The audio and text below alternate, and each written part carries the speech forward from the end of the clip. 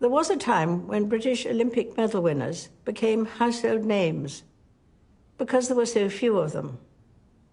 But the 67 medals at this year's Games in Rio and 147 at the Paralympics meant that the GB medalist reception at Buckingham Palace was a crowded and happy event. Throughout the Commonwealth, there were equally joyful celebrations. Grenada, the Bahamas, Jamaica and New Zealand won more medals per head of population than any other countries.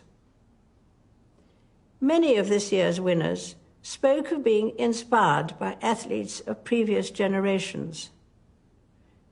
Inspiration fed their aspiration, and having discovered abilities they scarcely knew they had, these athletes are now inspiring others. A few months ago, I saw inspiration of a different kind when I opened the new Cambridge base of the East Anglian Air Ambulance, where Prince William works as a helicopter pilot. It was not hard to be moved by the dedication of the highly skilled doctors, paramedics, and crew who are called out on average 5 times a day. But to be inspirational, you don't have to save lives or win medals. I often draw strength from meeting ordinary people doing extraordinary things. Volunteers, carers, community organizers, and good neighbors. Unsung heroes whose quiet dedication makes them special. They are an inspiration to those who know them, and their lives frequently embody a truth expressed by Mother Teresa, from this year Saint Teresa of Calcutta. She once said, "Not all of us can do great things, but we can do small things with great love."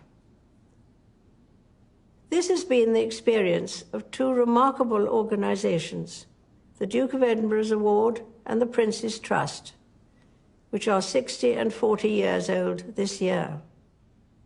These started as small initiatives, but have grown beyond any expectations and continue to transform young people's lives.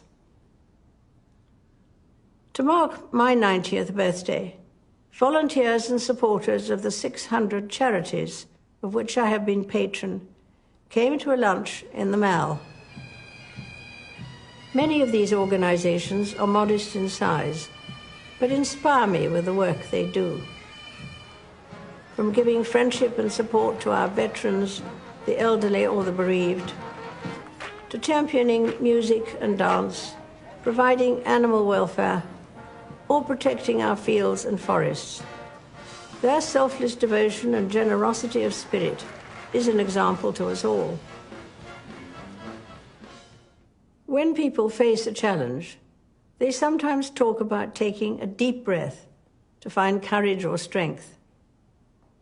In fact, the word inspire literally means to breathe in.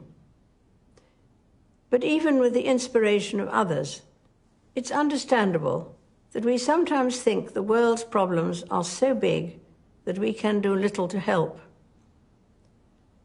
On our own, we cannot end wars or wipe out injustice. But the cumulative impact of thousands of small acts of goodness can be bigger than we imagine. At Christmas, our attention is drawn to the birth of a baby some 2,000 years ago.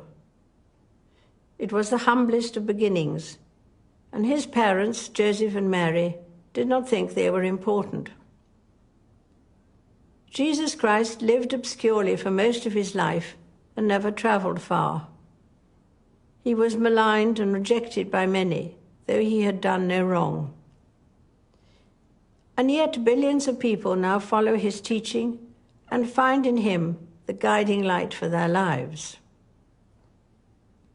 I am one of them because Christ's example helps me see the value of doing small things with great love, whoever does them, and whatever they themselves believe.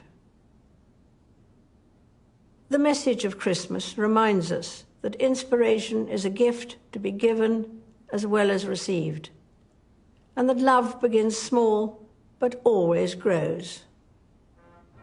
I wish you all a very happy Christmas